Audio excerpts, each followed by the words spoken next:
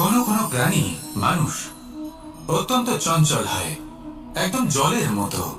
জলও অত্যন্ত চঞ্চল, অত্যন্ত উৎসুক।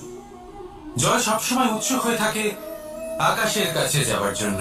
সেই জন্য সে নিজেকে জ্বালায়, বাষ্প হয়, আর আকাশে পৌঁছে মেঘে সমাহিত হয়ে যায়। তারপর সেই জল উৎসাহিত হয়ে থাকে যে ও কবে বৃষ্টির ধারা হয়ে মাটিতে ঝরে পড়বে। প্রখর বায়ুর বেগ সহ্য করে, তারপর মাটিতে ঝরে পড়ে।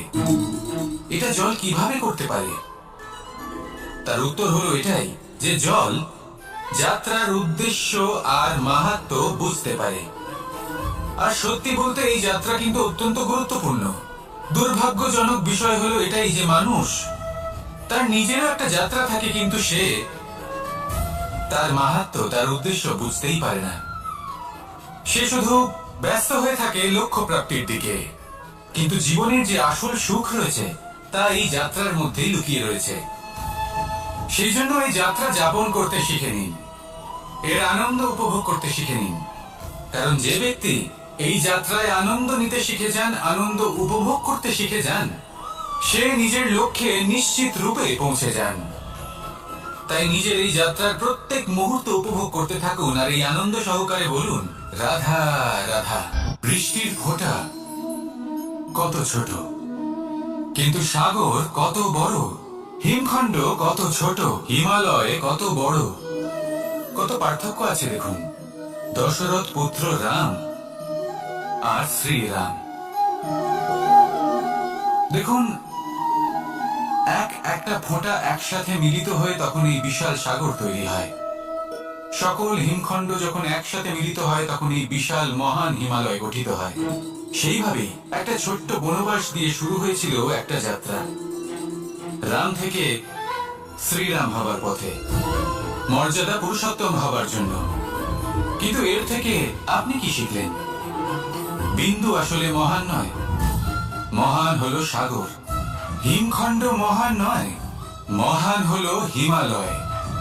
অর্থাৎ কোন মহান কাজ করার জন্য বা মহান হবার জন্য আপনাকে আরম্ভ করতে হবে ছোট থেকে। একটা অত্যন্ত সরল কিন্তু একটা গুরুত্বপূর্ণ কথা আমি আপনাকে বলতে চাই। দেখুন, আরম্ভ করার জন্য প্রথমেই আপনার মহান হবার কোনো প্রয়োজন নেই। কিন্তু হ্যাঁ, মহান হবার জন্য প্রথমে আরম্ভ করা অত্যন্ত প্রয়োজনীয়। আপনি যদি শুরুই না করেন তাহলে কখনো মহান হতেই পারবেন না। প্রকৃত নিষ্ঠা দ্বারা আরম্ভ করুন। আপনার পদক্ষেপ, আপনার কর্ম যতই ক্ষুদ্র হোক না কেন, তা করতে থাকুন, নিরন্তর চেষ্টা করতে থাকুন। তারপর দেখবেন এই যে মহানুভবতা নিজে পথ চলে আপনার কাছে আসবে। তাই আপনি এটাই করুন আর আমার সাথে ভালোবেসে বলুন, রাধা রাধা। প্রেম, এই প্রেম আসলে কি বেশিরভাগ মানুষই বুঝতে পারেন না। কিন্তু এটাতে তাদের কোনো দোষ নেই, কারণ তাদের কাছে প্রয়োজনীয় জ্ঞানই নেই। এবার প্রেমের বিষয়ে আজ আমি একটা ছোট্ট কথা বলতে চাই। আপনি দেখবেন কিছু মানুষ যখন কাউকে ভালোবাসেন তখন তাদের মনে হয় সেই ব্যক্তির ওপর ওনার অধিকার রয়েছে। এবার সেই অধিকারের বোধে ভেসে গিয়ে নিজেই ক্রুদ্ধ হয়ে বসেন যে ও আমার কথা মনে করলো না, ওর স্মৃতিতে আমার কোনো স্থান নেই, ও আমার সাথে কথাই বলতে ভুলে গেছে, ইত্যাদি ইত্যাদি অনেক কারণ হতে পারে। আমি আপনাকে একটা প্রশ্ন করি, এই যে স্মৃতিগুলি, এটাই কি ভালোবাসা? কখনোই নয়। প্রেম তো হলো সেই আবেগ, সেই বোধ যা এক সুগন্ধিত ফুলের মতো আপনার জীবনকে, আপনার মনকে আনন্দিত করবে, প্রসন্নতার দ্বারা ভরিয়ে তুলবে। প্রেম হলো সেই বোধ। তাই যদি আপনি প্রেমকে বুঝতে চান তাহলে প্রেমের ভাবনাকে বোঝার চেষ্টা করুন। প্রেমকে যদি যাপন করতে চান তাহলে আবেগের দ্বারা যাপন করুন, স্মৃতির দ্বারা নয়। স্মৃতির কি আছে? আজ আছে, পরবর্তীকালে নাও থাকতে পারে। সময়ের সাথে এই স্মৃতি ফিকে হয়ে যেতে পারে, কিন্তু এই আবেগ তা চিরকাল মনের মাঝে থেকে যায়। তাই আসুন আমার সাথে ভালোবেসে বলুন, রাধা রাধা। কখনো এটা ভেবে দেখেছেন কোন বিশেষ স্থানে বা বিশেষ পরিস্থিতিতে সব থেকে বেশি গুরুত্বপূর্ণ কি হতে পারে? যদি শরীরের কথা বলি তাহলে সব থেকে বেশি গুরুত্বপূর্ণ হলো মস্তিষ্ক আর মন। যদি ব্যবসার কথা বলি তাহলে সব থেকে গুরুত্বপূর্ণ হলো ধন। রাজ্যের বিষয়ে কথা বললে সব থেকে গুরুত্বপূর্ণ হলো রাজা। আর সমাজের কথা যদি বলি, তাহলে সব থেকে গুরুত্বপূর্ণ হলো আমাদের গুরু। এবার এইসব গুরুত্বপূর্ণ কারণ এদের হাতেই সব থাকে। দেখুন, হয় এরা আমাদের উত্থানের পথে নিয়ে যেতে পারে, অথবা আমাদের পতনের দিকে নিয়ে যেতে পারে। এবার যদি কোনো অসামান্য রাজা হন, যিনি কিনা সত্যবাদী, যিনি একজন ভালো রাজা, তাহলে তিনি সেই দেশকে, সেই রাজ্যকে বিকাশের পথে নিয়ে যাবেন, আর নয়তো অন্ধকারের পথে নিয়ে যাবেন। যদি এবার গুরুর কথা বলা হয়, তাহলে জেনে রাখুন, গুরু যদি শ্রেষ্ঠ হন, তাহলে সংস্কৃতির সর্বশ্রেষ্ঠ স্তরে উনি এই সমাজকে নিয়ে যাবেন। যদি গুরু পাখণ্ডী হন, লোভী হন, লালসাগ্রস্ত হন, তাহলে এই সমাজেও এই পাখণ্ডতা, এই লোভ, এই লালসাই প্রকাশিত হবে। ঠিক এইভাবে এই জীবনে, মানুষের জীবনে প্রেমেরও এক গুরুত্বপূর্ণ স্থান রয়েছে। যদি মানুষের মনে প্রেম থাকে, তাহলে ধরে নিন সে জীবিত রয়েছে, আর যদি না থাকে, তাহলে সে মৃতই প্রায়। যদি রাধা কৃষ্ণের বিষয়ে কথা বলি, বলবো কৃষ্ণের জীবনে যদি রাধা থাকে, তাহলেই কৃষ্ণ হলো কৃষ্ণ।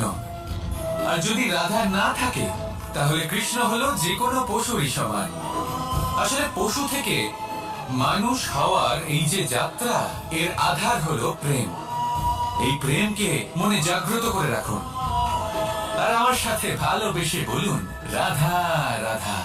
জীবন, এই জীবন আসলে কি? এ হলো জন্ম থেকে মৃত্যু পর্যন্ত এই সময়। কিছু মানুষ এটা বলে থাকেন যে এই যে নিঃশ্বাস নিচ্ছে, এই হলো জীবন। আর প্রত্যেক ব্যক্তি, প্রত্যেক প্রাণী, তাদের নিঃশ্বাস নির্ধারিত থাকে, নির্দিষ্ট হয়ে থাকে। তাকে সেই নির্ধারিত নিঃশ্বাস নিতেই হয়, তারপর তিনি মৃত্যু লাভ করেন। কিন্তু এটা কি সত্যি? সত্যি কি মনুষ্য জীবন এই নিঃশ্বাসের উপর নির্ধারিত থাকে? এই নিঃশ্বাসের গণনাই কি মনুষ্য জীবনের অস্তিত্ব?